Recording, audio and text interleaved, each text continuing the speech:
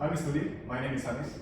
Today I'm going to be demonstrating and instructing you on how to perform two resistance exercises that I've prescribed that are going to improve your strength and your balance. First of all, can I obtain your consent in allowing me to perform these assessments on you and that you have confidentiality as a client?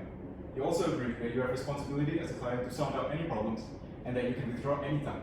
It also states that you understand that you may benefit from these exercises and that there are risks involved in doing these exercises such as injury as much as I try to minimize it. Do you consent? Yes. The reason strength exercises help balance is because a study done by Yang, Puntometakul, Kim, and Bukai in 2021 said that strengthening exercise programs may increase gamma motor activity, improve the central mechanisms of motor control, or produce a combination of central and spindle mechanisms. These exercises also have a lot of core activation when doing them. And in the same study, it said that core stabilization exercises are effective in improving proprioception, balance, and fear of movement in patients. Moreover, these exercises, which are the weighted dumbbell forward lunge and standing dumbbell shoulder press, are strength exercises, which will also improve muscle tone and muscle strength, both of which are needed for proprioception and motor output. Therefore, it improves balance. I can see that you're properly attired, wearing dry fit with running shoes. But before that, we will have to do a warm-up, so follow me. The first exercise is the weighted dumbbell forward lunge. The muscles activated in this exercise are the rectus abdominis, internal and external oblique, erector spinae, gluteus maximus, hamstrings, quadriceps, iliopsoas, soleus, and gastrocnemius. Several studies have examined the activation of core muscles during the lunge using electromyography. During a weighted lunge, the core muscles work isometrically to maintain a proper posture and stability. The transverse abdominis, obliques, and erector spinae are core muscles activated during this exercise. The equipment needed for this is 2 dumbbells, and make sure they are steady and safe to use. Some safety cues to follow is to ensure the floor is not wet and for you to wear proper running shoes, which you already are. Another is to use a weight that is not too heavy, and these are not too heavy for you, correct? Yeah. For this exercise, we will be doing it for 8 reps at 3 sets at 60%, 1 repetition maximum at moderate intensity. The rest interval would be 2 minutes, and you would do it with a 1-1-1-1 tempo. So 1 second movement, 1 second pause, then 1 second movement, then 1 second pause. The posture for this exercise is to maintain a neutral spine, chest out, bracing your core throughout the forward lunge and the push-off. For the breathing, you should exhale during the push-off in the backward phase, which is the concentric phase, and inhale during the forward phase, which is the eccentric phase. First, let me demonstrate to you without explaining. I will do 3 reps.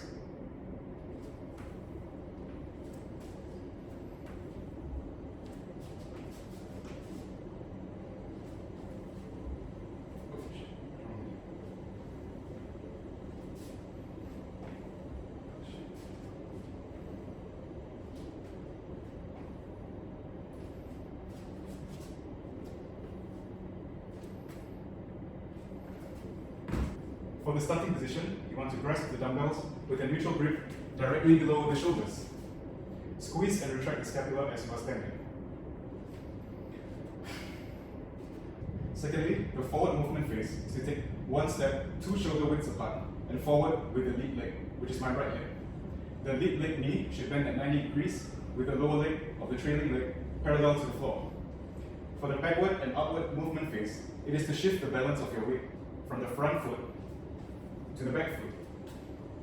This is done by forcefully pushing off the floor by extending the lead hip and knee. Then, to go back to your starting position. Before you do this exercise, in order to pick up the dumbbells, you would bend at the hip and the knee and keep a neutral spine while grasping the dumbbells, and then to push off with your legs, extending the knee and the hip, maintaining neutral spine. The full range of motion for the lunge is from the standing position to when your lower part of the leg is parallel to the floor and your lead leg is 90 degrees. Some common errors would be stepping up too shallowly, causing the lead knee to extend past the lead foot. The solution for this is to maintain 90 degrees at the knee of the lead leg. Another common error is allowing the torso to flex forward during the forward movement phase. The solution for this is keeping the chest out and bracing the core, which will help maintain neutral spine, which can stop this mistake. While you do this, for spotting concerns, I will be behind you with my lead foot the same as yours. As you descend, I will keep my hands close to your torso in case you lose balance. In the case of your upward movement being too difficult, simply drop the weights such that you do not lose your balance going up. However, do not drop the weights on your foot, so please be careful. Now I would like you to do some reps.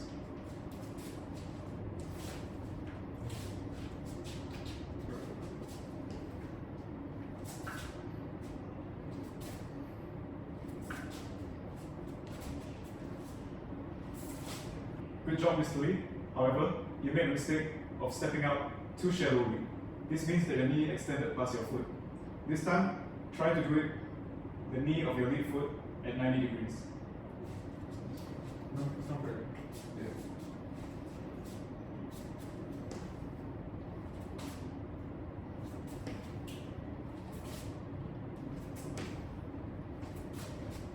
That's better. Now, try again.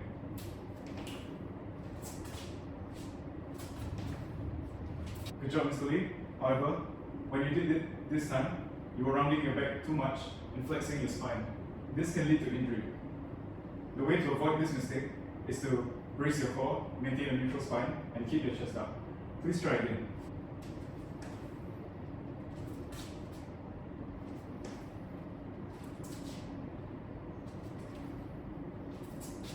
There we go, Mr. Lee. Good job.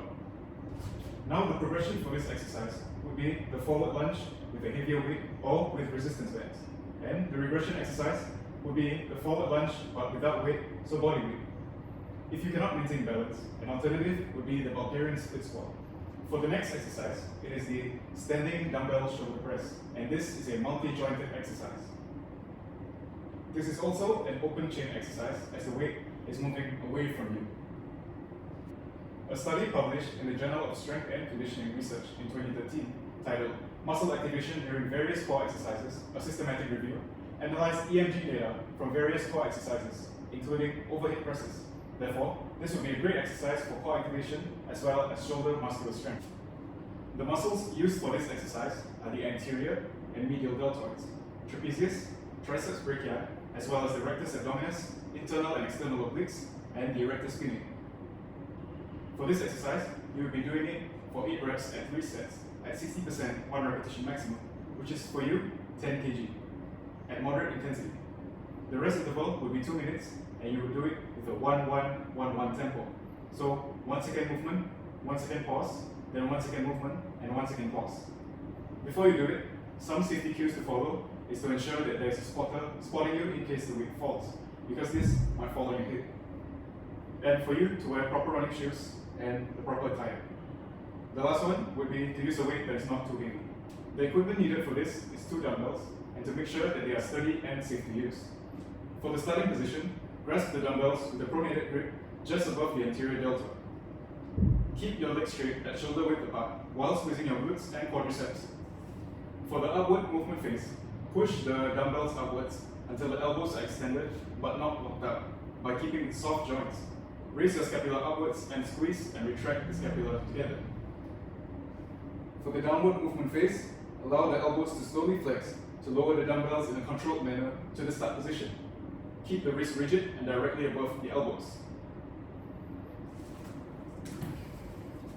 Range of motion is to perform full range of motion from the hands pronated above the shoulders until the arm is extended, but to keep soft joints and not lock the elbows. Some common errors would be bending at the legs and pushing off to help raise the bar upward. The solution for this is to squeeze the glutes and flex the quadriceps so that the knees do not bend and the legs are straight. Another common error is excessively arching the back during the exercise, which would lead to injury. The solution for this is to brace the core and squeeze the glutes while maintaining neutral spine to stop this mistake. You're doing a good job, Mr. Lee. However, you are bending at the legs and pushing off with your feet. This time, try to keep straight legs and squeeze your glutes and your quadriceps. Do not bend your knees.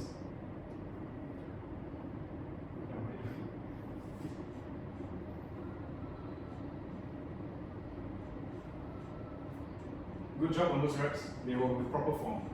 The alternatives for the exercise is the progression, which would be shoulder pressing with heavier weight or with resistance bands. And the regression exercise would be the standing shoulder press but with lighter weight or without weight to just raise your hands. Now that we're done with those exercises, we will do with cool down.